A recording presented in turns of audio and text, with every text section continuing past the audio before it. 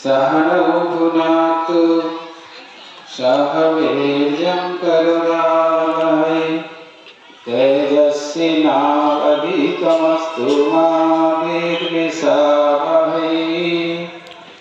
ॐ शान्ति शान्ति शान्तिः। हरिः ओम्। स्थापकाय च धर्मस्य सर्वधर्मस्वरूपिणे अवतार वरिष्ठाय रामकृष्णाय ते नमः। यथाग्निर्दायिका शक्ति रामकृष्णे स्थिता हिया सर्वविद्यास्वरूपां त्वां शारदां प्रणमाम्यहम्। नमः श्री जतिराजाय विवेकानन्दसूरये सच्चित्सुखस्वरूपाय स्वामिने तापहारिणे। नमस्कार। आज के আমরা বিরাটি শ্রীরামকৃষ্ণ সারদা বিবেকানন্দ সংঘের মহতী উদ্যোগে দুদিন ব্যাপী যে বাৎসরিক অনুষ্ঠানের আয়োজন, ঠিক আছে শোনা যাচ্ছে না? দুদিন ব্যাপী যে বাৎসরিক অনুষ্ঠানের আয়োজন করেছে, আজ তার দ্বিতীয় দিন। এই সুন্দর সকালে আমরা সবাই দুদিন ব্যাপী অনুষ্ঠানের যে আনন্দ উপভোগ করছি, এখন তার আমাদের আজকে এই অনুষ্ঠান আধ্যাত্মিক সভা, ধর্মসভা। সেই সভায় এই বিরাটি দাসপুত্র, এদের বিরাট ভাবনা, সেই বিরাটি তিনজন মহারাজ করা নিয়ে এসছে। একজনকে পাওয়া যায় না, তিনজন মহারাজ এসছে। সরাটি আমাদের বিরাটি। সেই এখানে আমাদের আজকে সেই সভায় মঞ্চে উপস্থিত আছেন বেলুড় মঠ থেকে মহারাজ এসেছেন। মহারাজ আগে এই অঞ্চলেই ছিলেন, আপনারা সবাই জানেন। আমাদের শ্রীমৎ স্বামী বিশ্বনাথানন্দজি মহারাজ, এছাড়াও আমাদের রামকৃষ্ণ মঠ আটপুর থেকে মহারাজ এসেছেন পূজনীয় শ্রীমৎ স্বামী বশিষ্ঠানন্দজি মহারাজ। মহারাজকে আমার তরফ থেকে সাষ্টাঙ্গ ভক্তিপূর্ণ প্রণাম জানাই। তার আগে আমাদের ঠাকুর মা স্বামীজিকে আমার ভুলুণ্ঠিত ভক্তিপূর্ণ সাষ্টাঙ্গ প্রণাম জানাই।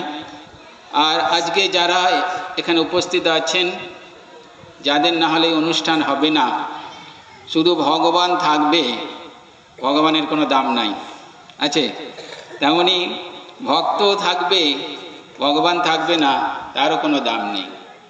তাই আমার সামনে আজকে যারা সেই ভক্তবৃন্দ, ঠাকুরমা স্বামীজির সন্তান, মা ভাই বোনেরা, এবং আজকে তিনি স্বাগত ভাষণ দিলেন আমাদের এই আশ্রমে। তিনি আগে সেক্রেটারি ছিলেন, এখন মনে সেক্রেটারি নেই, সুভাষচন্দ্র মিত্র, এবং অন্যান্য যে সমস্ত এখানের পরিচালক কমিটি আছে এবং অন্যান্য যারা শুনছে, সবাইকে আমার অন্তরের বিশেষ বিশেষ শ্রদ্ধা, ভালোবাসা, শুভেচ্ছা জানাই।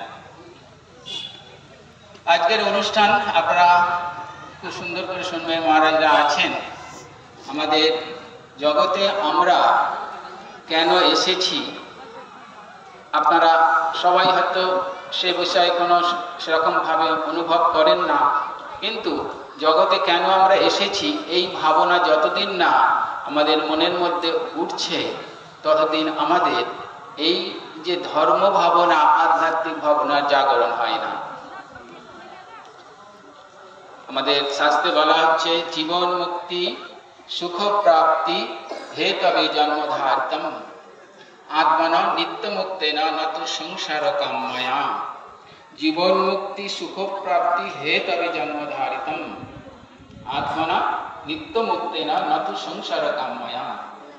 এই জীবন মুক্তি শ্রীরামকৃষ্ণ দেব তার কথামিতে বহু জায়গায় বলেছেন মনুষ্য জীবনের উদ্দেশ্য কি। আপনারা সবাই জানেন, আমরাও জানি। কি মনুষ্য জীবনের উদ্দেশ্য জানেন তো? ঈশ্বর লাভ। আর যাজ্ঞবল্ক্য যখন তার সম্পত্তি ভাগ করে দিতে লাগলো, চেয়েছিল তার দুই শক্তিরূপিণীকে, তার স্ত্রীকে। তখন মৈত্রী বলেছিল যে এই সম্পত্তি পেয়ে আমি কি করব? এর দ্বারা কি আমি অমৃতত্ব লাভ করতে পারবো? এই অমৃতত্ব লাভ করার জন্যই আমাদের জীবন ধারণ। আমাদের শেখার শেষ নেই। শাস্ত্রে বলছে, শ্রীরামকৃষ্ণ বলছেন, যাবৎ বাঁচি তাবৎ শিখি। আমরা শিখতে এসেছি। কি শিখতে এসেছি জগতে?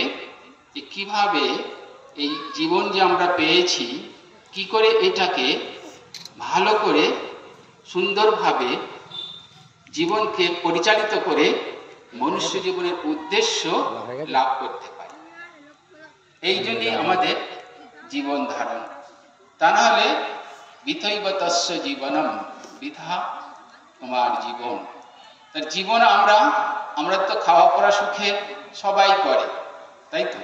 দুর্লভম তয়ম এব এতৎ দেবানুগ্রহ হেতুকম মনুষ্যত্বম মুমুষ্যত্বম মহাপুরুষ সংশয়। দুর্লভম তয়ম এব এতৎ, দুর্লভ এই জীবন, দেবানুগ্রহ হেতুকম, দেবতার অনুগ্রহ পাওয়া খুবই শক্ত। তিনটে জিনিস, মনুষ্যত্বম মুমুষ্যত্বম মহাপুরুষ সংশয়।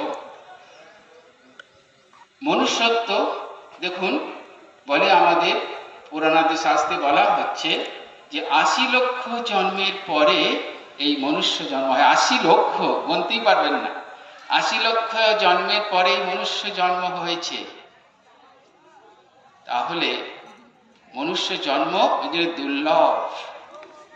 80 মনুষ্য জন্ম যদি আমরা অবহেলায় শেষ করে দিই, শুধু খাওয়া পড়ায় যদি আমাদের জীবন হয়, তাহলে বিথৈব তস্য জীবনম। খাওয়া পড়ায় শুধু কি আমাদের জীবন? খাওয়া পড়ার জীবন তো সবাই আছে। যে জন্মেছে, যার প্রাণ আছে, সে খায় দায় ঘুমায়, তাদের সন্তান সন্ততি হয়, মানুষেরও তাই হয়। তাহলে এই জন্য বলা হচ্ছে যে মনুষ্য জন্ম হচ্ছে দুর্লভ। তাহলে জিনিস চিন্তা করে দেখুন, দুর্লভ এই মনুষ্য জন্মকে আমরা বৃথায় এই খাওয়া পড়া নিয়ে চিন্তা করব, আর অপরের হিংসা বিদ্বেষ নিয়ে জীবন ধারণ করব? তাহলে কি করতে হবে? দুর্লভ জীবনটাকে কাজে লাগাতে হবে। এই জন্যই আমাদের এত শাস্ত্র পুরাণাদি লেখা হয়েছে, এত আমাদের এই অনুষ্ঠান করা হচ্ছে, এই ভক্ত সম্মেলন, যুব সম্মেলন, কোথায় আরো অন্যান্য সম্মেলন করা হচ্ছে। এই যে সম্মেলন করা হচ্ছে, একটাই উদ্দেশ্য, আমাদের জীবনকে সফলতা লাভ করতে হবে, সেই জন্য মনুষ্য জীবন। কিন্তু শ্রীরামকৃষ্ণ বলছে যে তোমার শরীর খারাপ হলে তবে তো ডাক্তারের কাছে যায়। সেই জন্য শ্রীরামকৃষ্ণদেব কথা মধ্যে খুব সুন্দর করে বলেছেন, তোরা আমড়ার অম্বল খেগে যা, যখন পেটে অম্লশূল হবে তখন আমার কাছে আসিস। আমাদের যদি জ্বালা যন্ত্রণা না হয়, তার আগে কি আমরা ডাক্তারের কাছে যাই? বলে না, এখন আমরা প্রিভেনশন নিয়ে নিই, আগে থেকে ওষুধ খেয়ে নিই যাতে না রোগ টোগ হয়। সে ভালো কথা, কোনো সন্দেহ নেই। তাহলে শ্রীরামকৃষ্ণ বলছেন, তোরা আমড়ার অম্বল খেগে যা। আমাদের বেলুন মঠে বেশিরভাগই আমড়ার অম্বল হয়, চাটনিটা, বুঝলেন? কিন্তু এই আমড়ার অম্বলটা শ্রীরামকৃষ্ণ যেটা বলছেন, কামিনী কাঞ্চন ভোগ করবে যা, সেটা হচ্ছে আমড়ার অম্বল। সেই আমড়ার অম্বল খেগে যা খেলে কি হবে? অম্লশূল হবে, জ্বালা যন্ত্রণা ভোগ হবে। তখন আমার কাছে আসবি, তখন আমি ওষুধ বলবো।